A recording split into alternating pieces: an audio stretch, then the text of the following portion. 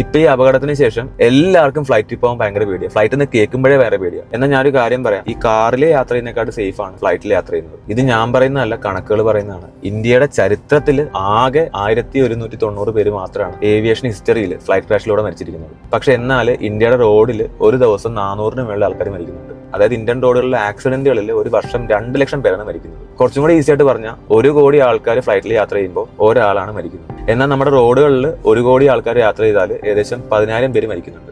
അതുകൊണ്ട് ഫ്ലൈറ്റിൽ കയറി കഴിഞ്ഞാൽ സമാധാനമായിട്ട് ട്രാവൽ ചെയ്യാം, ഒരു ടെൻഷനും അടിക്കേണ്ട കാര്യമേ ഇല്ല. പിന്നെ രണ്ടാമത്തെ കാര്യം എന്ന് പറയുന്നത്, ഫ്ലൈറ്റിൽ യാത്ര കൊണ്ട് മാത്രമല്ലല്ലോ അവിടുത്തെ ഹോസ്റ്റലിൽ ഭക്ഷണം കഴിച്ചുകൊണ്ടിരുന്ന ആൾക്കാർ മരിച്ചത്. അതിപ്പോ ഫ്ലൈറ്റ് യാത്ര കൊണ്ട് മാത്രമാണോ എന്ന് ആലോചിച്ച് നോക്കിയത്. ആ ഹോസ്റ്റലിൽ നിന്ന് ഭക്ഷണം കഴിച്ചുകൊണ്ടിരുന്ന ആൾക്കാർ വരെ മരിച്ചില്ലേ. സമയമാകുമ്പോൾ എല്ലാവരും പോകും. അതിപ്പം ഫ്ലൈറ്റിലായാലും പോകും, ഭക്ഷണം കഴിച്ചുകൊണ്ടിരുന്നാലും പോകും, കാർ ഓടിച്ചാലും പോകും. നമ്മുടെ സമയമാകുമ്പോൾ നമ്മൾ പോകേണ്ടി വരും. പിന്നെ ഇതിൽ ആകെയുള്ളൊരു പോരായ്മ എയർ ഇന്ത്യയുടെ ഭാഗത്തു നിന്നുള്ളൊരു ശ്രദ്ധക്കുറവാണ്. അവർ ശ്രദ്ധിച്ചിട്ടുണ്ടെങ്കിൽ ചിലപ്പോൾ ഈ അപകടം ഉണ്ടാകത്തില്ല. ഏവിയേഷന്റെ ചരിത്രത്തിൽ ആദ്യമായിട്ടാണ് 2 എഞ്ചിനും ഒറ്റ ടൈം ഫെയിൽ ആകുന്നത്. അതും ജസ്റ്റ് ടേക്ക് ഓഫ് കഴിഞ്ഞ് 1 മിനിറ്റ് 2 മിനിറ്റ് സമയത്ത് തന്നെ 2 എഞ്ചിന് ഫെയിൽ ആയി.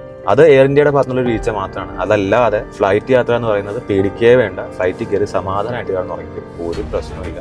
ഫ്ലൈറ്റ് എന്ന് പറയുന്നത് വേൾഡിലെ തന്നെ ഏറ്റവും സേഫസ്റ്റ് മോഡ് ഓഫ് ട്രാൻസ്പോർട്ടേഷൻ ആണ്.